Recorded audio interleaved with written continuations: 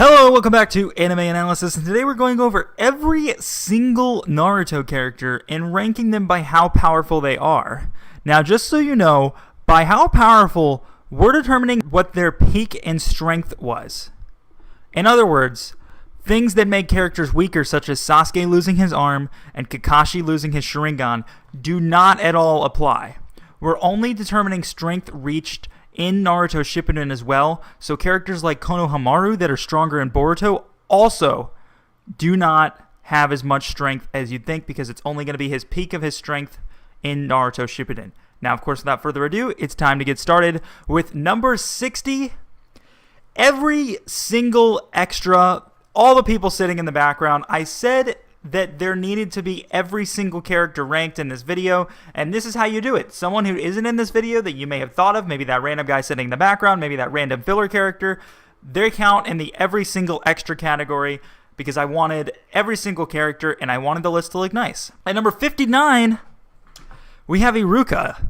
Yeah, this is probably one you probably weren't expecting.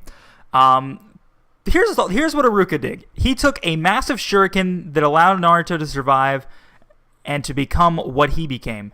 And that's terrific. That's incredible that he was able to do that and Naruto became what he is.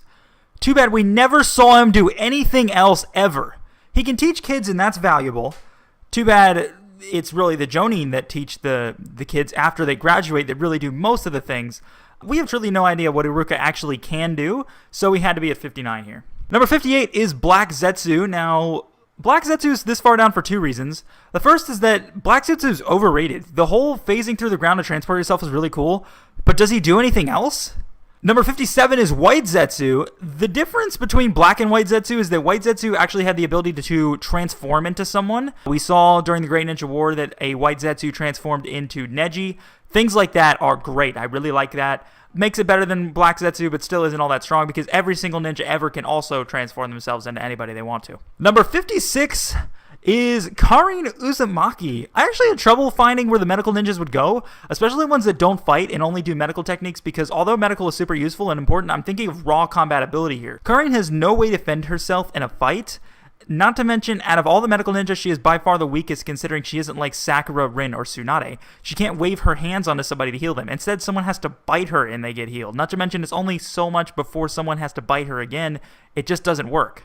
Number 55, we have Rin. Once again, I said with medical ninja, it's really hard to tell who's the best. Rin will get this spot because who I have ahead of her has proven herself better. At number 54, we have Shizune.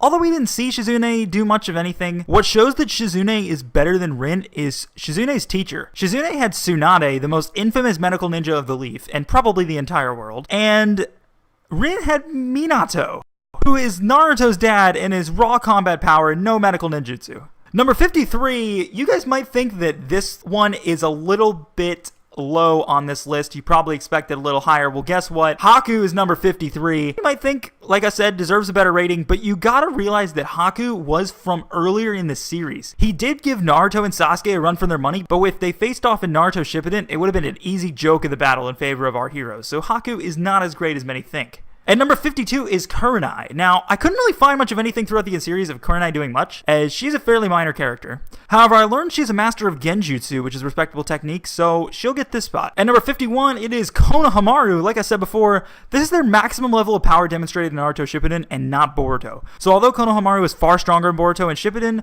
he can make shadow clones, do the Rasengan, not much else beyond that, giving him spot 51.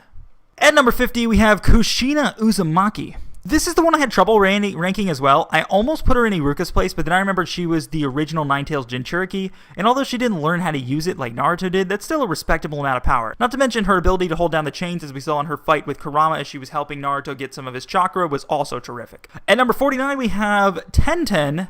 You know, in the Naruto universe, we see it all the time. Ninjutsu is terrific. It's what makes people so powerful. So why doesn't she use it? Next. At number 48, we have Darui. Now, you might think, what are you talking about? This man is the Raikage. Well, guess what? Yes, he eventually becomes the Raikage, and that's great, but we don't get a chance to see much at all. We know that he's great now, but maybe he wasn't in the time beforehand. That's what we've got to know at this point. This is what people think after they see Naruto Shippuden once again. At number 47, it is Asuma Sarutobi. Now, this is where I might get hated because I know people loved at Asuma, and I don't deny that Asuma is a great shinobi, but it's about what he showed us. He showed us his wind-style chakra blades that were able to cut off Hidan's head with a little help, but he doesn't do anything beyond that. The son of the third Hokage naturally would be stronger, but it's about what we saw, not a bunch of what-ifs here. At number 46, it is Shino Aburame, so you probably thought Shino would have a better spot on the list, but what I look at with him is improvement. He showed us at the beginning of the tuning exams that he was crazy strong, and then never showed us an increase in strength again. At number 45, it is Ino Yamanaka. Now, I'm sure you probably thought Ino would be near the beginning of this video, but listen up. Mind transfer techniques are incredible when used properly. Yeah, she never used her full potential, but that doesn't change the fact that the Ino-Shikacho combination really showcases how strong she is if she puts her mind to it. See what I did there? Number 44, we have Anko. Now, Anko usually just runs and jumps around a lot throughout the series, but it's what we know she can do that gets her here on the list. She has Orochimaru's curse mark, and although she never even did it, we know what that's possible to do if she actually ever used it. At number 43, we have Kankuro. So this is where I put all three Puppet Masters just 1, 2, 3 in a row. Puppet Master Jutsu, in my opinion, is overrated and dumb. I mean, do you not see what Sakura did to Sasori's puppet out of nothing? They are stronger than the rest of the people on this list, but we'll have Kankuro here. At number 42, we're going to have Sasori because he defeated Kankuro, thus being better than him. And then at number 41, we have Chiyo because Chiyo defeated Sasori, thus being better than him. At number 40, we have Ao. Ao is the Misukage's aide, if you don't forget. He also has a Byakugan, so that gets him at number 40. Byakugan's pretty good. At number 39, it is Kiba Inuzuka. Now, Kiba would have been better on this list if he didn't do just one thing. Now, that one thing is pretty epic and cool and effective, but it's one thing. And number 38 is Hinata Hyuga. Hinata actually grew a lot as a character significant throughout the series. There was her fight with Neji where she never gave up, and then Neji died where she honored him by picking up his technique. Hinata was very strong by the end of Naruto, and I think a lot of people don't actually realize that. Number 37 is, of course, Neji Hyuga. Now, Neji ranks higher than Hinata not only because he defeated her, but also because, according to Naruto, he's a genius. He also learned faster than Hinata. Maybe Hinata is better than him now, but when you look at it, at the end of the day, Neji learned things faster, and they are on probably equal level. At number 36, we have Chojuro, and you gotta realize, people have to realize, that sword is busted. At number 35, we have Choji Akimichi. Expansion Jutsu is actually really impressive. Choji grew a lot as a character, pun and not intended. Throughout the show, during his fight with Edo Tensei Asuma is when we saw his full potential. I really like Choji. I think that although we haven't seen him do much of anything in Boruto, there's a lot more potential there that we haven't seen either. At number 34, we have Suigetsu. Now, Suigetsu kind of sucks. He's decent with Zabuza's sword, but it's his defense that makes him so good. You cut him and he turns into water. I don't know if it's even possible to kill him. It's incredible. At number 33, it is Zabuza. Now, I thought about putting Zabuza up earlier with Haku because it was a fight from the beginning, but you have to realize who's fighting him. Haku had young, inexperienced, unskilled Naruto and Sasuke, and Zabuza had Jonin-level Kakashi, who didn't really improve all that much throughout the series other than gaining the Kamui, and he even gave Kakashi a run for his money. Extremely impressive. Zabuza is a lot better than many think. He also is one of the 7 ninja swordsmen of the mists as well. Number 32 is Temari. Now, that fan is pretty awesome, honestly. Temari didn't even improve as the series went on, but she did lead a group in the Great Ninja War, and I think that's definitely something that's respectable. Number 31 is Captain Yamato. Now, if it weren't for Wood Style, he'd be far earlier than this, but I put Yamato here because although he can't use it the way Hashirama does, it's possible if he didn't get kidnapped and missed the entire war, we would have saw it. At number 30, we have Sai. Now, being able to draw an animal and bring it to life is actually really cool and useful, but the problem is that Sai only ever drew lions, and people could just kill him with little things. He also drew birds so he could fly, but what did fly do? I guess gathering intel or something like that, being able to get into different spots, but maybe draw a dragon or something? I don't know. He's number 30 for a reason. Number 29, Shikamaru Nara. Now, Shadow Paralysis is awesome, and being a genius alongside that is even better. Did you not see him kill Hidan? Number 28, Jugo. The curse mark is pretty strong, man. Like, it's incredibly strong. We saw what it did with Sasuke. We saw what Jugo could do with it as well. I believe he was able to heal Sasuke as well, keep him back to life. Little things like that are great. Number 27 is Kisame. Now, Kisame couldn't really do anything without Samehada, but that doesn't change the fact that he could merge with it and turn into a monster, which was pretty awesome. He was also another one of the 7 ninja swordsmen of the mists, and Samehada is a really freaking awesome sword, and he can do a lot of cool things because he's got shark skin and all that good stuff. Number 26, Rock Lee. So what's funny is that Rock Lee's highest point in power actually came in, wait for it, The Chunin exams, Gaara versus Rock Lee. Now, Rock Lee never had more power than that very moment, which was hilarious. He did open up the 6 gates once again during the Ninja War, but we never saw him take the weights off, so he was much stronger in the Chunin exams. Number 25 is Conan. Conan's paper technique is incredible. It was also the perfect counter against Obito's Kamui technique. She 100% could beat anyone earlier on this list. I 100% believe that. At number 24, we have Tsunade Senju. Now, the 5th Hokage is certainly the weakest of all the Hokage, but she's also way stronger than everybody else on this list. She even cracked a rib on Madara's Susanoo. And number 23 is Sakura Haruno. Now, Sakura is pretty much the same as Tsunade. Sakura, however, is stronger, and that was proven when she got the Byakugo mark on her forehead and really put the beat down on the 10-tail saplings. At number 22, we have Hidan. This is where we get into the stronger Akatsuki members. Now, the Hidan, of course, has the power of a god. He also has a great ability, but the problem is it only works at close range and is easily countered as showed by what Shikamaru did. I do really like Hidan and wish they used him later in the series. He would have been great during the Great Ninja War and has power far stronger than you could even imagine. At number 21, we have Kakuzu, and that's the same as Hidan. Kakuzu is someone who possesses all 5 chakra natures and has 5 lives. If he wasn't an early series villain, he could have done some serious damage, and that is why he has this spot. At number 20, we have Kabuto Yakushi. The man showcased incredible use of Orochimaru's abilities, had an incredible fight with Sasuke and Itachi, and even was the key piece in the Great Ninja War of starting it. Kabuto came a long way from the young medical ninja he was at the beginning of the series, and really showcased some awesome stuff. At number 19, we had Gaara. Now, I had trouble figuring out where to put Gaara because his stand ability is so much different from everybody else on the list. What I did do, however, is I thought about Gaara in a 1v1 fight against all the people in this video so far and realized he would probably win.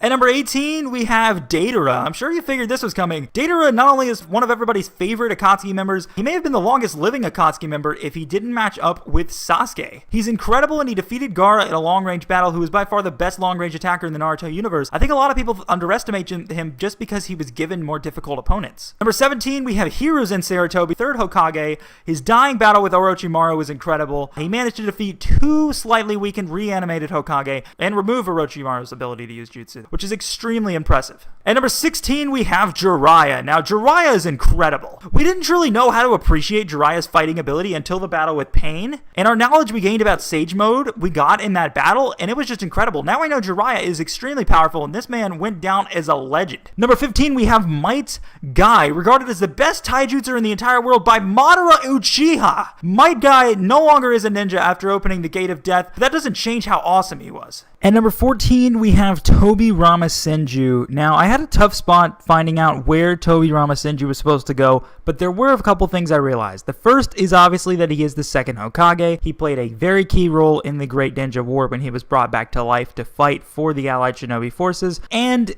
he created so many jutsu. Matter of fact, he might be the only person who knows more jutsu than Kakashi, who was said to know over 2,000.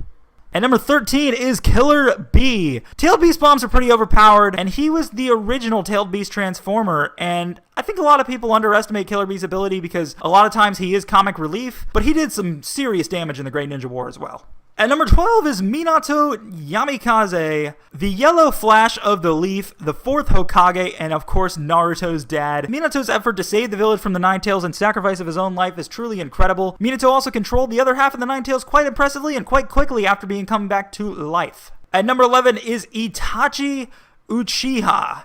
Itachi is the greatest genjutsu user in all of the land. He even changed Kabuto's life with the Izanami, which not even Sasuke had used. Itachi also had his own Susanoo and Amaterasu. Number 10, we have Danzo Shimura. Danzo made this list because the man not only has 15 Sharingans, it takes like 12 kills to actually kill him. Sasuke pulled it off because Sasuke has an insane amount of power. Number 9 is Kakashi Hatake. I know Kakashi might be a little bit overrated. It's truly everything Kakashi did that makes him spectacular versus what he can do. He defeated Obito, which is amazing. He knows nearly endless amounts of jutsu, and the only other person besides Obito that can use Kamui is Kakashi.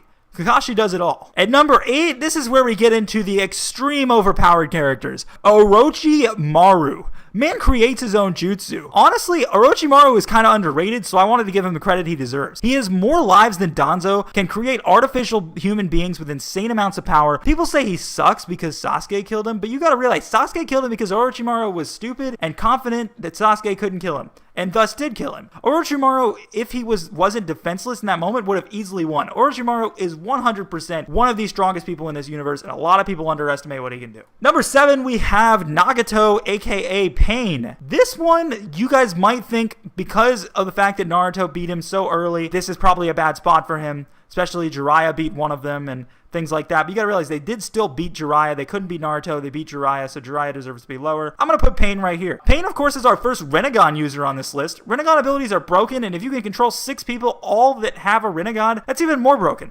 Number 6, we have Obito Uchiha, and he can teleport himself anywhere he wants to go. He's immune to every single attack as long as he's not touching anything, and he started and nearly won the 4th grade ninja war. Obito is an absolute genius and by far deserving of this spot. Number 5 is Madara Uchiha. You were probably expecting him just a tad bit later, weren't you? If you can do this, as well as this, you're pretty good. Not to mention, he also has a Rinnegan and became 10 Tails Jinchuriki. It took the 2 most powerful people in the world to kill him. Number 4 is Hashirama Senju. Hashirama did defeat Madara, so although I think Madara is capable of much more, Hashirama's earned this spot, and I'm not saying Hashirama is weak either. He can do some incredible things with his wood style. Number 3 is Kaguya Otsuki. Literally God itself, only able to be killed by Naruto and Sasuke and little help from Sakura and Kakashi and Obito. Unbelievable power we saw in that fight that was showcased. Number 2 is, of course, Sasuke Uchiha. So I'm sure there's some Sasuke fans out there that were thinking of him at number 1 because in truth, the final battle between Naruto and Sasuke was in fact a tie, but what separates these two has to then go down to who has 2 arms and who doesn't. I know I said I wasn't going to mention nerfs in power level, such as Kakashi losing his Sharingan, but I had no choice in this matter as there is no true way of knowing who is more powerful. And of course, at number 1, we have Naruto Uzumaki. Is there really a need to explain this last one? Of course, thank you for watching, and be sure to let me know where you would rank these characters and whether you agree with my rankings or not. You can also suggest what my next video will be. I take suggestions from the comments first over everything else. Lastly, hit the subscribe button on your screen. I'll be sure to be posting more videos as wanted. Thank you very much, and see you next time.